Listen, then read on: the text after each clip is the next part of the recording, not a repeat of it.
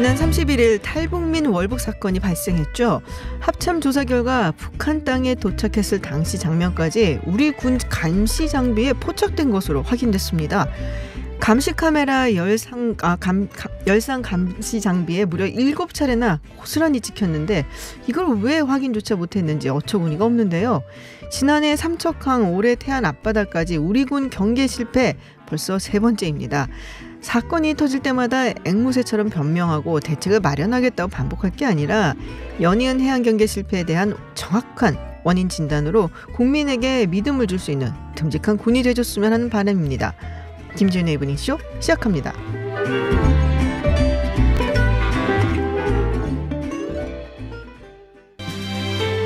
네, 서울타임즈 시간입니다. 오마이뉴스 박정호 기자, 경향신문 박순봉 기자 함께합니다. 어서 오세요. 안녕하십니까. 네, 반갑습니다. 네, 유튜브 TBS FM 들어오시면 보이는 라디오로도 함께하실 수 있습니다. 자, 역시 부동산이 핫한 이슈인데요. 청와대 다주택자인 비서관급 이상의 참모들이 이게 내부 권고가 있었죠. 그래서 네. 주택 하나를 제외하고 모든 주택을 처분을 이미 했거나 아니면 처분 중이라서 곧 처분할 것이다라는 얘기가 나왔습니다. 네, 원래 권고가 2차례 있었죠. 지난해 말에 한 번 있었고 그리고 지난 2일 그러니까 이달 초쯤에 한 번 있었습니다. 그러니까 지난해 말에는 원래 수도권에 2채가 있으면 처분하라는 내용이었어요. 그런데 그게 조금 더 강화가 돼서 이 7월 2일에는 수도권 상관없이 어느 지역에든 2채 이상 있으면 즉 다주택자면 팔라 이렇게 얘기를 했었고요. 그때 당시에 원래 노영민 대통령 비서실장이 반포 청주여서 적용이 안 되다가 이 새로 된 권고에서는 적용이 되기도 했었죠. 그렇게 해서 권고를 해가지고 처분 시한으로 제시한 게 오늘이었습니다. 31일이었죠. 이 윤도한 국민소통수석이 여기에 대해서 이제 브리핑을 했는데 이 비서관급 이상 중에서 8명이 여전히 2채 이상을 보유를 하고 있는데 다만 이 다음 달까지 1주택 빼고 모든 주택을 처분하기로 노력을 하고 있고 그렇게 약속이 됐다 이렇게 밝혔습니다. 그러니까 원래는 이 지난번에 조사를 했을 때는 12명이었거든요. 이제 8명이라고 했으니까 4명이 처분을 한 셈이 되는 거죠. 그 4명은 이 방금 말씀드렸던 노영민 대통령 비서실장 다 팔았잖아요. 무주택이 된 거예요? 네, 맞습니다. 그렇게 해서 포함이 됐고 그리고 이호승 경제수석이 원래 분당에 이 2채가 있었어요. 근데 이제 이거를 팔았는 것으로 보이고요. 이게 왜냐하면 청와대에서 4명이 누군지 정확히 밝히진 않았거든요. 제가 이제 추정을 하는 건데 그리고 김강진 정무비서관도 서울 방배동 그리고 광주광역시에 있었는데 이 광주 거 팔겠다라고 했었는데 역시 판 것으로 보이고요. 그리고 이외에는 강민석 대변인도 원래 포함이 돼 있었는데 이제 안 들어갔으니까 역시 그렇게 됐습니다. 그렇군요. 이 8명에는 이제 김저원 민정수석도 포함이 돼 있어요. 이 서울 잠실하고 도곡동에 2채 갖고 있었고 원래 당초에는 지난번 인사 때 이 다주택자라서 교체가 되지 않겠느냐라고 했는데 약속을 했잖아요. 근데 아직 처분은 못했고 진행 중이라고 합니다. 그렇군요. 자, 그리고 계약갱신 청구권자 전월세 상한제 어제 이제 본회의 통과를 했고 오늘 바로 시행이 됐어요. 그렇습니다. 원래 국무회의가 매주 화요일에 열리거든요. 그러니까 다음 국무회의는 다음 달 4일로 예정돼 있었죠. 그런데 오늘 임시 국무회의를 열었습니다. 주택 임대차 보호법 개정안 공포안을 의결했고요. 이어서 관보 별건을 내고 개정된 이 주택 임차 보호법을 공포를 했어요. 그래서 바로 시행에 들어갔습니다. 시장 분위기는 아직은 모르겠죠. 지금 보도나 이런 것들 좀 종합해 보면 전화가 많이 온다고 해요. 부동산에 어떻게 되냐, 어떻게 되는 거냐. 지금 이 세입자랑 언제 계약을 했는데 그러면 이거를 소급 적용해서 받으려고 했던 그 돈이 아니라 이제 5% 상한해서 받아야 되냐 이런 여러 가지 질문들이 나오고 있고 그럴 바에는 내가 들어가겠다. 이런 사람도 있고 여러 가지 케이스가 있다고 해요. 그렇군요. 어떤 효과가 나타날지는 조금 기다려보긴 해야겠는데 지금은 약간 좀 혼란스러운 상황인 것 같아요. 2+2니까 그러니까 4년 이후에 어떻게 될 것인가. 저는 그 점을 좀 봐야 될 것 같은데요. 민주당 의원들 얘기 들어보면 우선 4년이 한 시간이 있으니까 그 안에 여러 가지 공급 대책을 포함해서 임대주택이나 이런 것들을 많이 공급을 해서 전월세 시장이 안정되게 만들어 놓는 게 중요하다. 그래서 그런 방향으로 노력하고 있다. 이렇게 얘기하더라고요. 공급 얘기를 결국 하는군요. 사실 통합당 쪽에서는 많이 오를 거라고 예측을 하고 오늘 주호영 원내대표가 그런 얘기를 했는데 예전에 원래 전월세 계약 기간이 1년이었다가 2년으로 올라갔잖아요. 그때 올라갔을 때 한 20몇 % 정도 올랐다라고 주장을 하면서 이번에도 4년으로 올렸기 때문에 그거를 좀 미리 갖다가 받을 거다. 그렇기 때문에 많이 오를 거다 이렇게 주장을 하고 있습니다. 네. 자, 그리고 방금 이제 또 주호영 원내대표 이야기가 나와서 그런데 그 시세 본인의 이제 서울 집값이 시세가 뭐 23억이 올랐다 해서 뭐 며칠 동안 이야기가 많았어요. 네. 이와 관련해서 입장을 내놨다고 들었습니다. 네, 일단은 이 보도가 나와서 이 주 원내대표의 서울 집값이 23억 올랐다 이런 보도가 네. 나왔는데 그 내용부터 조금 설명을 해드릴게요. 이게 MBC 스트레이트가 보도를 한 건데 2014년 박근혜 정부 때죠. 그때 새누리당 여당이었는데 이 새누리당이 주도를 해서 부동산 3법이라고 하는 법안을 통과를 시킵니다. 네네. 근데 이 내용이 뭐냐면 이 민간주택 분양가 상한제를 폐지하고 또 재건축 초과이익 환수를 유예해 주는 내용인데 쉽게 말하면 당시에 이 법이 이 재건축 특례법이라고 불렸거든요. 그러니까 그만큼 재건축 조합원들한테 유리한 내용들이에요. 근데 그때 찬성한 의원들 중에 21명이 재건축 대상 아파트를 보유하고 있었고 그중에 한 명이 주호영 원내대표입니다. 그러니까 그때 2014년 말 2015년 정도 되는데 그때 기준으로 반포 아파트를 갖고 있었는데 22억이었고요. 지금 현재는 올라서 45억 원, 즉 23억 원이 올랐다라고 합니다. 여기에 대해서 오늘 주 원내대표가 라디오에 나와서 해명을 했는데 이 질문을 하니까 이 민주당이나 문재인 정권에 대해서 제가 고맙다고 해야 될지 참 웃픈 사정이다. 웃기고 슬프다. 슬픈. 네, 예, 그거죠. 그렇죠. 그리고 이 집은 앞으로 수년간 팔 수 없다라고 설명을 하면서 이 민주당 정권이 잘못해서 1, 2년 사이에 이렇게 가격이 올라갔다. 민주당은 대원군이 흥선대원군 말하는 거죠. 네. 이 경복궁을 재건해서 값이 올라갔다라고 왜 이야기 안 하는지 모르겠다. 좀 비꼬았습니다. 아 그렇군요. 그러니까는 뭐 본인이 원래 살던 집이었는데 민주당 정권 들어와서 오른 것이 아니냐라는 뭐 그런 네. 식의 이제 입장을 내놓은 건데요. 네, 하여튼 뭐 부동산 때문에 이야기가 많습니다. 시끌시끌하고요. 근데 놀라운 거는 정말 비싼 집들 많이들 갖고 있더라고요. 보니까 네, 국회의원들도 그렇고, 네, 정원회 의원들도 박병석 그렇고. 국회의장도 뭐 한 2년 반 정도 사이에 네. 19억 정도 오른 뭐 집이 있고 그렇더라고요. 그렇군요. 네. 재주들이 좋으세요. 네. 국회의원들 그 부동산 재산 보면서 좀 많이 박탈감 느끼시는 분이 많을 것 같아요. 네. 네. 그럴 게다가 것 그게 같아요. 또 공시지가로 나온 건데도 놀랄 정도니까. 그럼 시세는 훨씬 더 비싸겠군요. 높겠죠. 네. 네.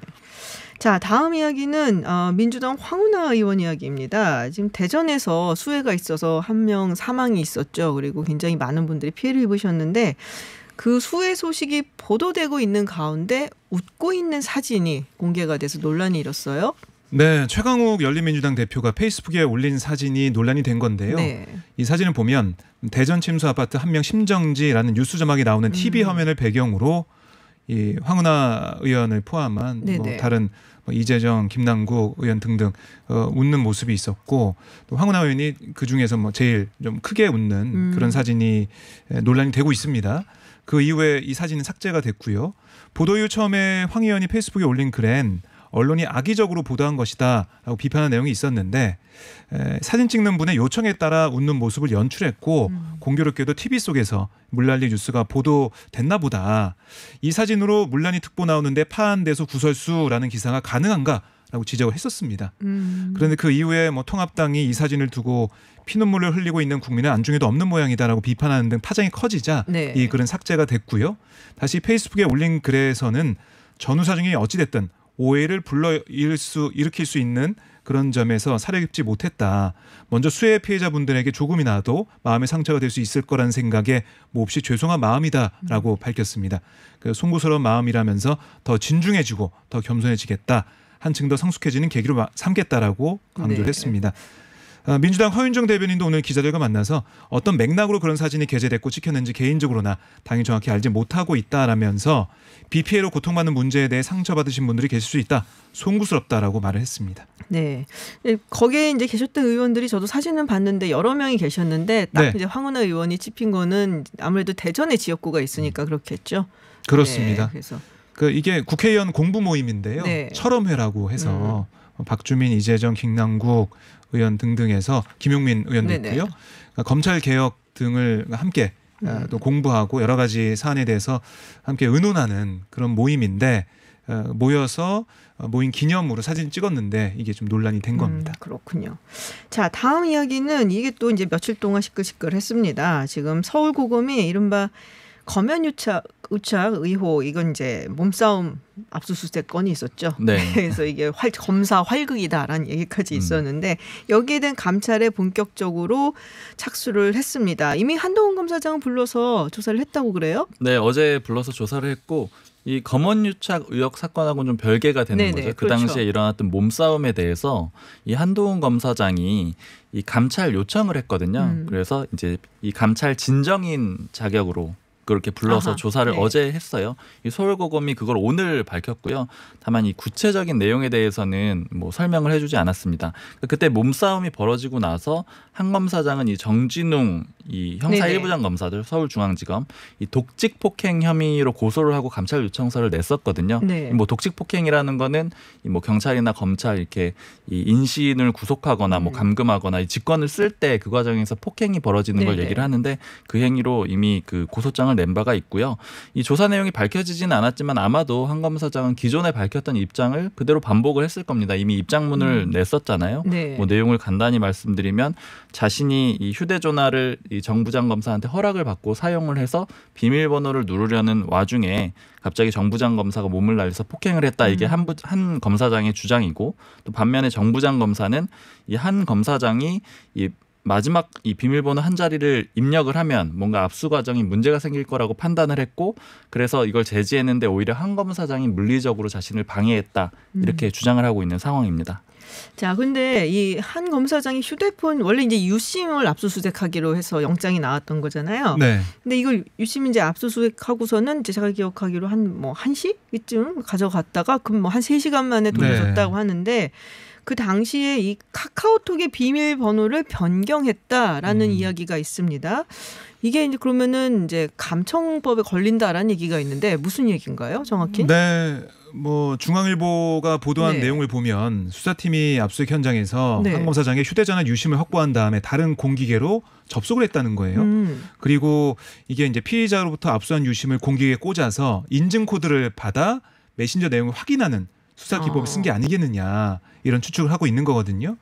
그러니까 이 유심을 돌려준 다음에 한 검사장한테 네. 봤더니 이 메신저 비밀번호가 바뀌어 있었다는 거예요. 네네. 그러니까 이게 사실은 이렇게 바뀌면 안 되는데 바뀌어 있었다는 게 한 검사장 측의 주장이거든요. 그러니까 이 한 뭐 법조 계획을 들어보면 유심을 공기계에 꽂아서 인증 번호를 받는 순간 불법 감청이다. 이런 얘기가 나오고 있는 겁니다. 그러니까 감청 영장을 받았어야 되는데 예. 이거 없이 한 건 불법이다. 이런 거예요. 그러니까 감청 영장을 받았더라도 통신사를 통하지 않고 직접 증거를 수집할 수 있는지 명확하지 않다.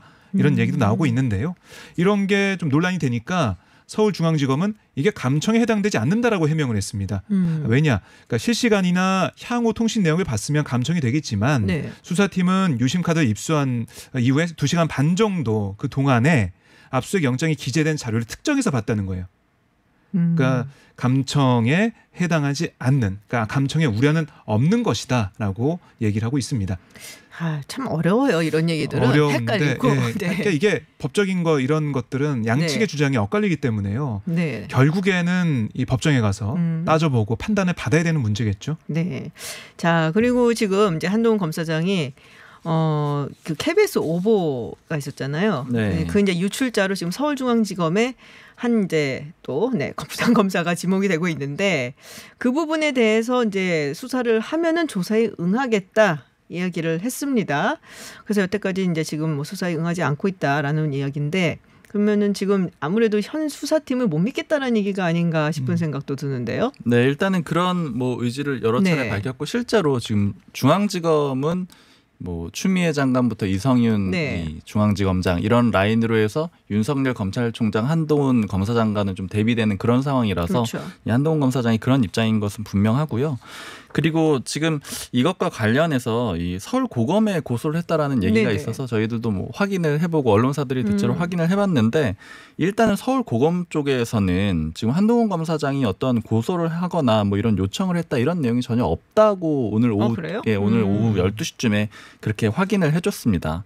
그러니까 뭐 이 KBS 관련된 내용도 있었고요. 또 하나는 지금 아까 그 몸싸움 네네. 압수수색 중에서 벌어진 몸싸움 과정에서 이 서울중앙지검이 이 한 검사장이 물리적으로 방해를 했다라는 식으로 처음에 입장을 내놨다가 네. 그 다음 날에는 검토 결과 공무집행 방해 혐의의 구속 여건에 해당하지 않는 것으로 보인다. 그러니까 약간 좀 애매한 표현을 썼는데 이 몸싸움 물리적 방해 행위는 없었다는 취지로 한 발 물러섰거든요. 네네. 그러니까 여기에 대해서 이제 한동훈 검사장이 또 이거 때문에 문제가 있다. 그래서 고소를 했다라는 얘기가 있었지만 이거에 대해서도 역시 서울고검은 그런 내용은 없었다라고 합니다. 아, 그래요? 네. 감찰은 하고 있는 거죠? 감찰은 아까 진행이 네. 되고 있었던 거고요. 그렇군요. 네. 알겠습니다. 검찰 활극을 실시간으로 보고 있는 그런 느낌인데요.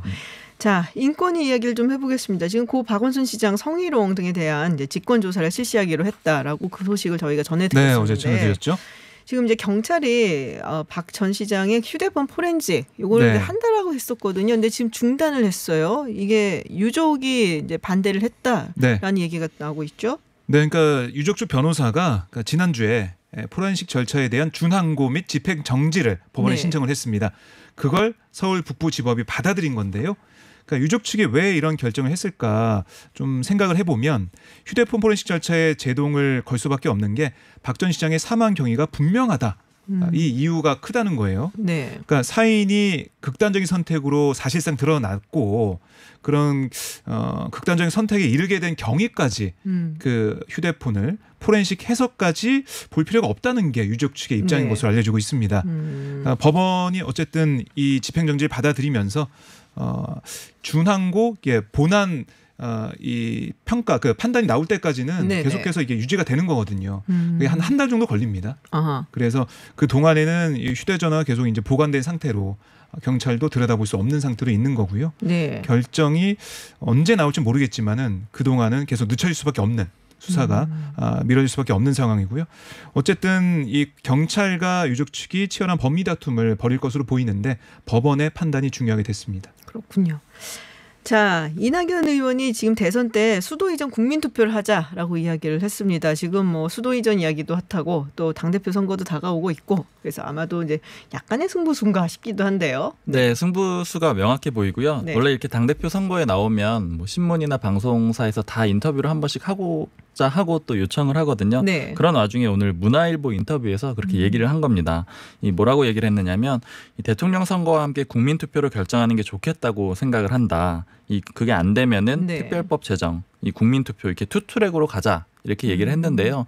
지금 이거는 이재명 지사가 지금 기본소득을 계속 얘기를 하고 있잖아요. 네. 여기에 맞서서 이 이낙연 의원이 일종의 자신만의 어떤 하나의 카드로 이걸 내놓은 걸로 그렇게 보이고요. 그렇기 때문에 이 대선 공약까지도 좀 이어지지 않겠느냐 그렇게 해석도 나오고 있고 특히 이낙연 의원 같은 경우에는 이 호남이잖아요. 네. 그렇기 때문에 약간 확장성이 부족하다라는 당내 비판 같은 것들이 좀 있어요. 그러니까 오히려 PK 쪽이 확장성에선 유리하지 않겠느냐. 그런데 이 이슈를 던지면서 충청권으로 그렇죠. 충청권의 지방 표심도 자극하고 또 다른 지역들도 거론이 될 수가 있잖아요. 그렇게 하면서 좀 이 대권까지 노린 행보다 이렇게 해석이 나오고 있습니다. 네.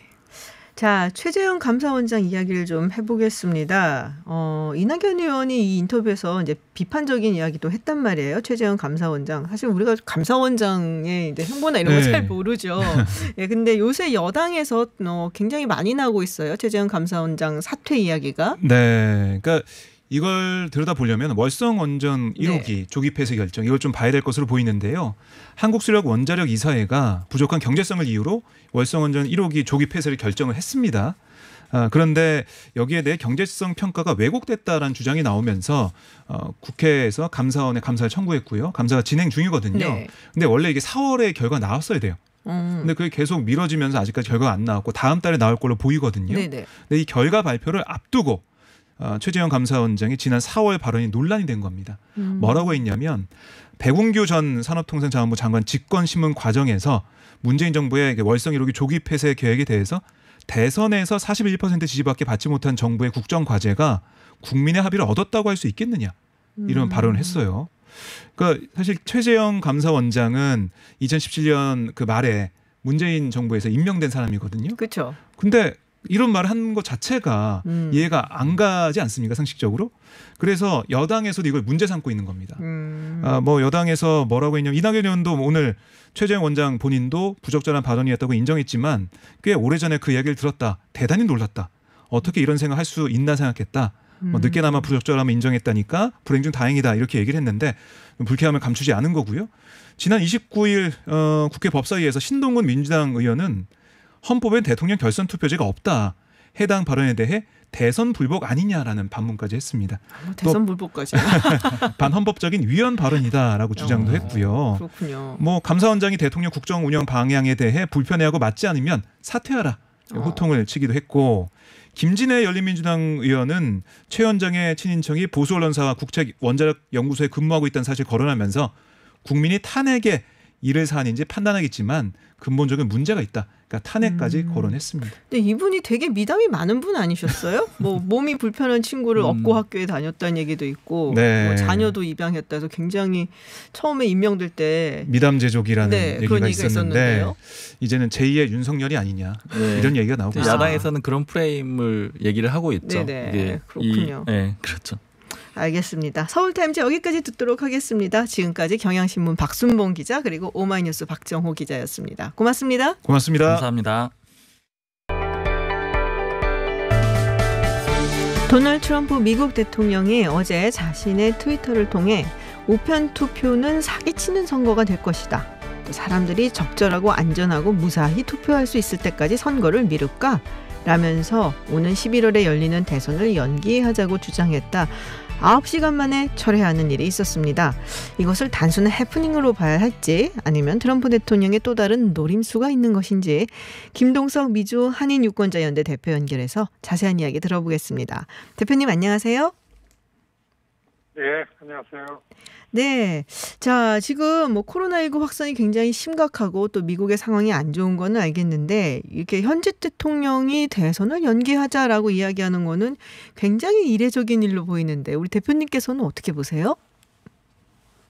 그렇죠. 뭐 그 대통령 아니면 일반 사람들도 할 수 없는 얘기들을 대통령이 한 게 뭐 한두 가지가 아니지만은 네. 선거 때에 선거를 연기한다. 그게 좀 당황했죠. 왜냐하면 전쟁 중에도 선거는 해야 되는 일이고 그리고 지금 미국의 상황에서 이 선거를 연기한다. 이걸 받아들일 수 있는 상황까지는 전혀 아니고 뭐 시스템도 그렇지 않고 그런데 대통령이 이런 얘기를 왜 했을까? 이거는 그 지금까지 트럼프 대통령이 그 재선을 되려고 선거에 관련한 그 발언을 해오고 그러한 그 행동을 취해온 맥락에서 보면은 이 트럼프 대통령이 이런 얘기를 왜 지금쯤 했는가 이게 좀 보이죠.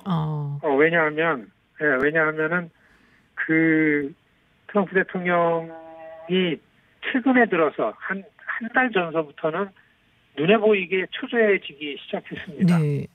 왜냐하면은 뭐 일반적인 지지율을 가지고 조 바이든하고 비교해서 그런 거가 아니고 본인이 반드시 이겨야 될 각 주들에서의 그 지지율이 이 오차범위 한계 바깥으로다가 격차가 나고 그것도 움직이지가 않고 있는 거 한 가지하고 네네. 그다음에 자기의 고정 지지층이 있는 지역 거기에서 자기의 그 광적인 지지층들이 기대만큼 움직이지 않고 있는 부분이 있어요. 네. 그리고서 아시겠지만은 이 코로나 감염병이 우리 김주인 앵커께서 아시겠지만은 트럼프 지지층이 두 가지가 있습니다. 이제 선거 용어로 네. 러스트 벨트하고 바이블 벨트인데 네. 중남부 지역의 바이블 벨트로 한 6월 초서부터 감염병이 갑자기 굉장히 무섭게 확산이 됐죠. 네. 플로리다, 조지아, 캐롤라이나라든지 엘라베마라든지 애리조나까지 이 중남부서부터 서쪽으로 가는 데에 이게 확산이 됐는데 이게 지난 주말부터 중부 내륙으로 퍼지기 시작했습니다. 러스트 벨트로 퍼지기 시작했죠. 네. 평범한 가운데에서 그 상식적인 상황에서 선거를 치르는 게 이게 가능성이라는 게 본인이 이길 가능성이라는 게 점점 희박해지고 그렇기 때문에 한 일주일 전서부터 캠페인의 비선 캠프를 만들어가지고 2016년에 거의 안 보이게 그 네거티브 캠페인을 한 조직들을 만들어내면서 네. 일련의 이 판을 좀 흔들고 그 결과를 부정하려는 트럼프의 이 말과 행동이 이어지고 있는 그것 가운데에서 굉장히 이해되지 않는 대선 연기, 뭐 이게 단 9시간 만에 말씀하신 네. 것처럼 뒤집었습니다. 네. 공화당 쪽에서 난리 났죠. 케빈 맥카시나 린지 그레이엄까지 나와가지고 말도 안 된다. 이거 받아들일 수 없는 거다. 이렇게 갑자기 공화당에서 절대 안 된다. 이런 걸 보면서 이제 9시간 만에 같은 날 오후에 이제 그 기자들 백악관 브리핑에서 그런 거 아니다.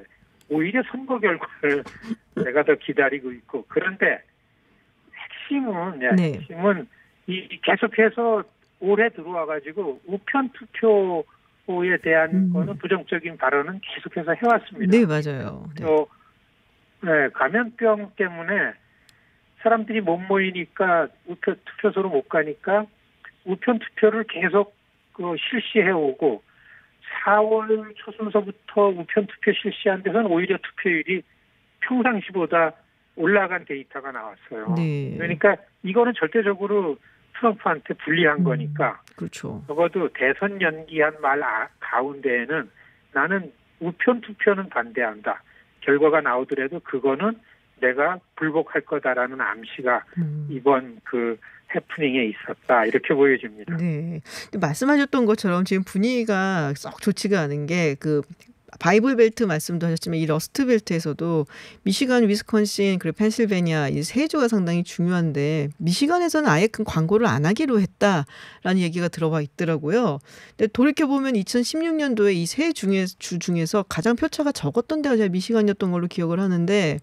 그러니까 어쨌든 이제 그러면 미시간 포기하고 다른 데에 힘을 쏟아야겠다라고 얘기를 할 정도로 러스트벨트 지금 상황이 좀 안 좋구나라는 걸 알 수가 있을 것 같아요. 근데 불복하겠다라는 얘기, 우편 투표 이야기를 하면서 이게 사실 가능할까요?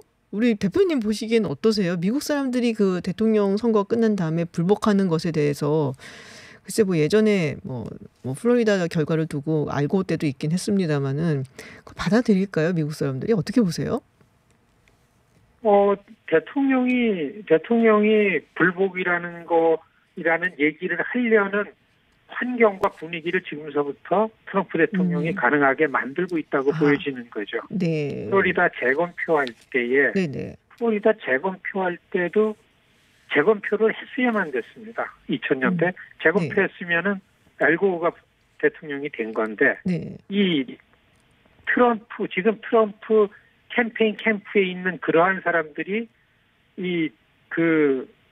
불법적인 행동 요원들을 데리고 가서 우린 강목부대라고 우리말로 그러는데 그래서 재검표를 못하게 혼란을 만들어가지고 그 법원에서 그 재검표를 중지시켰죠. 네. 그래가지고 재검표 안 해가지고 됐죠. 상식적으로는 받아들일 수가 없었던 거죠. 요즘 뉴스 채널에 나오는 전문가들이 트럼프가 이러한 발언을 계속 하는 이면에는 대선 불복하겠다라는 그런 의지가 지금 있는 거다. 지금 너무 밀리고 있으니까. 일주일 전에 팍스뉴스 크리스 윌리스 앵커 네.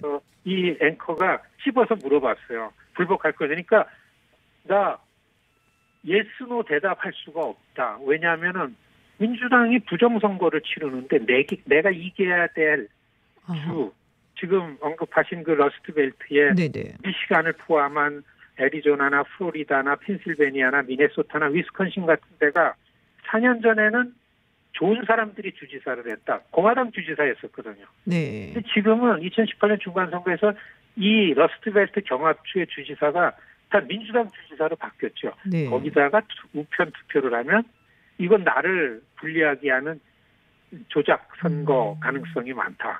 그러니까 불복한다 안 한다 그렇게 대답할 수 없다. 이런 얘기를 했어요. 그러니까 이 캠페인 전문가들이 나와서 할 때는 이거 뭔가 지는 거 트럼프가 지는 거 그냥 네네. 받아들이지 않겠다는 얘기다. 이렇게 여론이 생긴 겁니다. 네, 남은 기간 동안 계속 이런 류의 이야기를 하겠네요. 그러면 그런데 지금 네. 이런 그 대통령 트럼프가 선거판에서 이런 얘기를 계속 왜 해야 되는가를 볼 때에는 자기 이 고정 지지층들이 행동을 액티브해져야 되는데 네. 이게 잘 안 나오고 있는데 거기에 이 코로나 상황이 들어간 거예요. 그럼에도 불구하고 이거를 끄집어내려면은 지금 비선 캠프에서 조직을 하고 있는 거죠. 네. 뭐냐면은 이 미국도 이제는 공중파라든지 기존의 매체를 가지고 선거를 하지 않습니까? 네. 이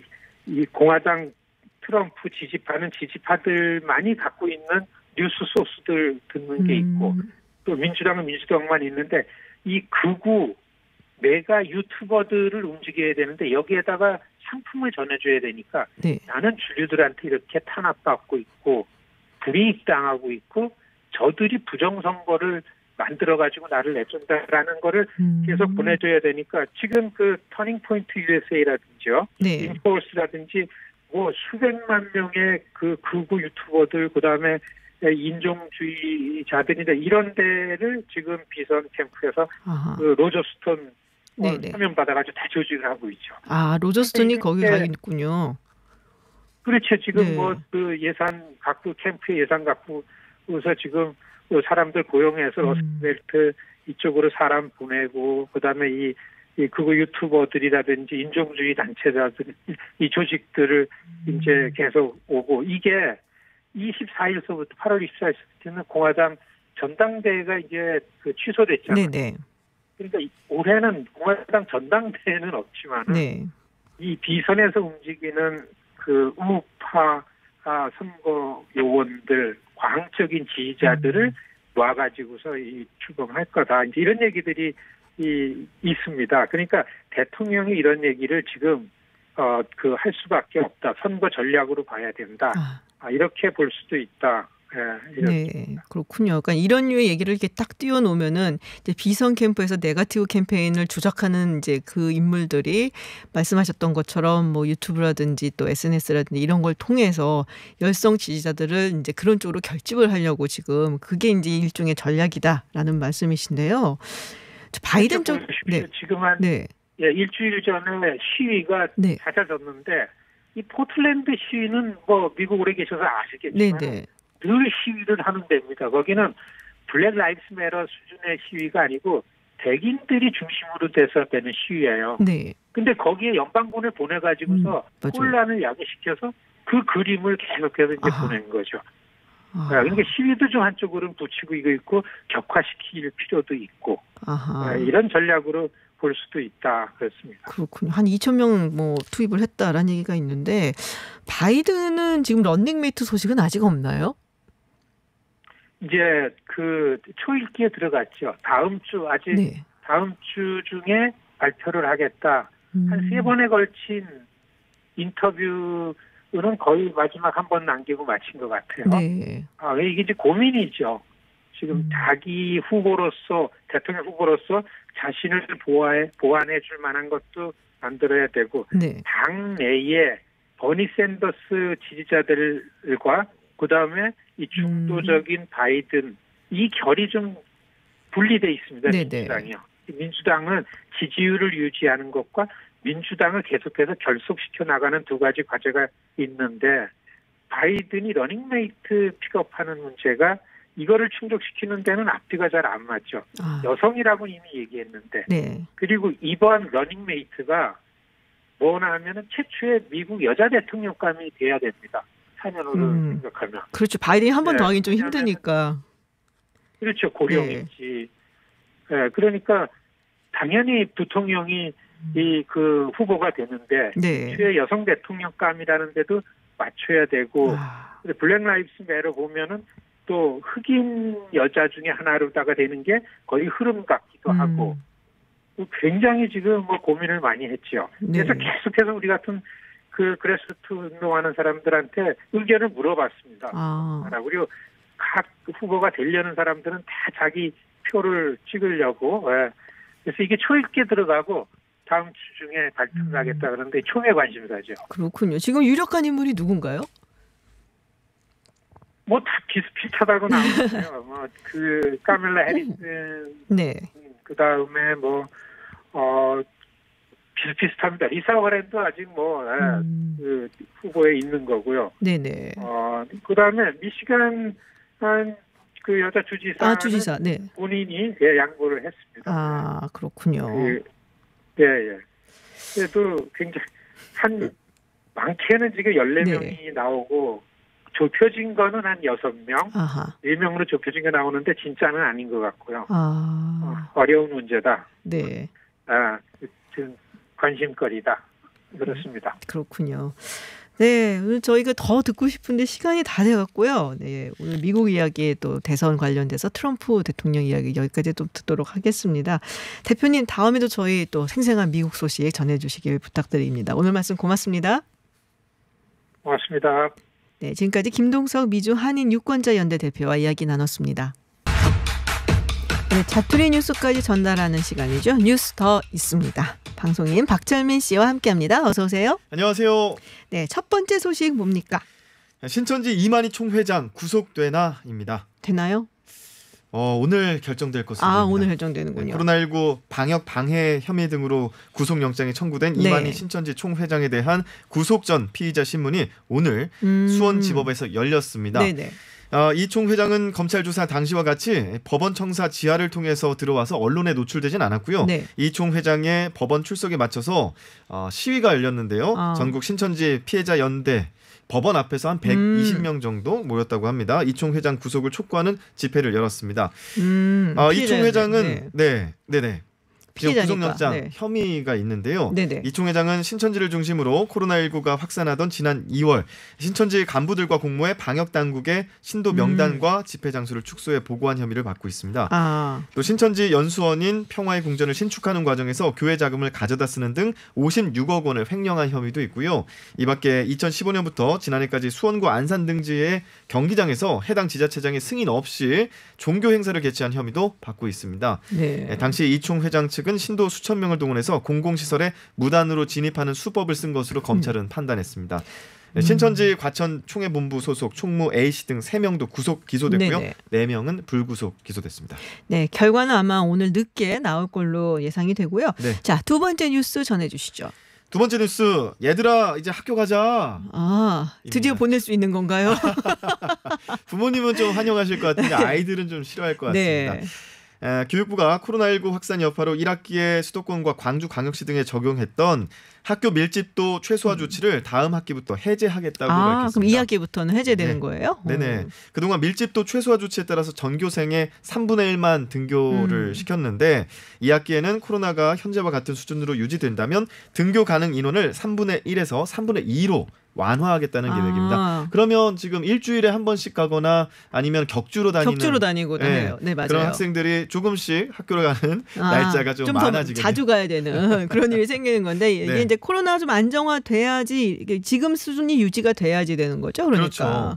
교육부가 2학기 등교 인원 제한 조치를 완화한 것은 최근 코로나 확산세가 지난 봄 때보다 안정화됐다는 판단 때문입니다. 네네. 이달 초에 520여 곳에 달했던 등교 중단 학교는 어제 기준 4곳으로 줄었고요. 송파구의 중학교 1곳, 경기 용인시 그리고 여기에 초등학교 1곳과 유치원 1곳이 있고요. 성남시에 유치원 1곳, 총 4곳만 지금은 아직 화상으로. 처음에 그렇게 많았는지도 몰랐네요. 사실은 저는. 그렇군요.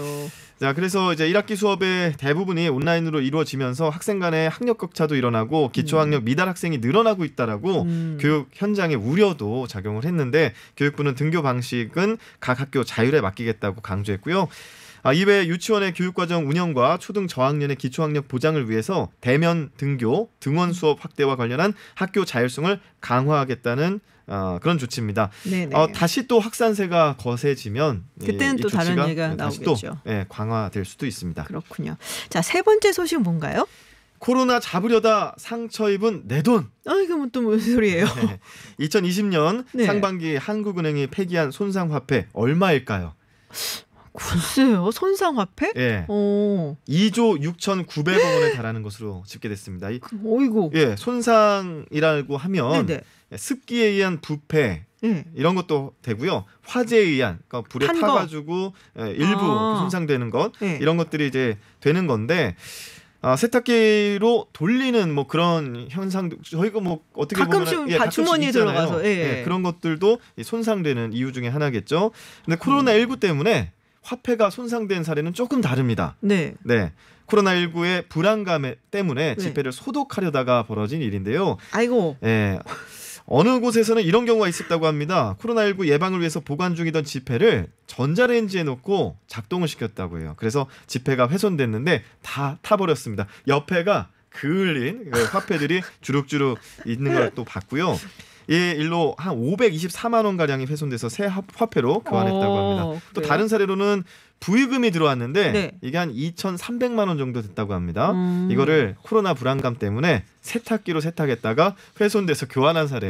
이 사진으로 나왔는데 정말 다 꾸깃꾸깃 더 이상 쓸 수 없는 화폐가 되어버렸다고요. 근데 교환을 해주나 봐요. 저는 아직 몰랐는데. 네, 이제 교환 기준이 있습니다. 네. 한국은행 손상화폐 기준을 보면 지폐 남은 면적이 4분의 3 이상이면 액면 금액의 전액을 교환해주고요. 그래요? 남은 면적이 5분의 2 이상, 4분의 3 미만이면 반액.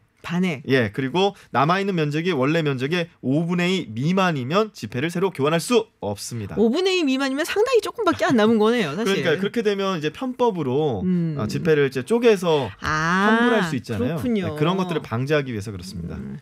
자, 네 번째 소식 전해주시죠. 네, 프로축구 직관 가자입니다. 직관. 네. 축구 좋아하시죠? 저 야구도 좋아해요. 스포츠를 꽤 좋아하시는 걸로 알고 있는데 코로나19 확산 방지를 위해 무관중 경기로 진행됐던 프로축구도 경기의 관중 입장을 내일부터 제한적으로 허용하기로 했습니다. 이에 따라서 프로축구 구단들은 손님 맞이를 하는데요. 야구와 마찬가지로 경기장 수용 인원의 10%만 허용합니다. 네. 서울 월드컵 경기장 기준으로 약 5천여 석이 풀리고요. 모든 좌석을 지정 좌석제로 운영하기로 했습니다. 그렇군요. 지금 프로야구는 이제 그럭저럭 지켜지고 있는 것 같은데 프로축구 뭐 잘 지켜야겠죠. 사직구 향해서 좀 안 좋은 일이 있었기 때문에 뭐 여러분들이 걱정을 많이 하시는 것 같아요. 그래서 이런 부분은 조금 주의를 하셔야 될 것 같습니다. 관람 시에라도 마스크는 꼭 착용하셔야 돼요. 관람 시에도 마스크는 꼭 착용을 하시길 바랍니다. 네, 지금까지 뉴스 더 있습니다. 해서 자투리 뉴스 꼬박꼬박 우리가 챙겨주시는데요. 박철민 씨와 함께 살펴봤습니다. 오늘 고맙습니다. 고맙습니다. 주말 잘 보내세요. 네. 자, 잠시 후 3부 홍기빈의 내일의 세상에서는 행정수도 이전 문제를 좀 새로운 시각으로 접근해 보려고 합니다. 그리고 저는 7시에 김지윤의 픽으로 돌아오겠습니다.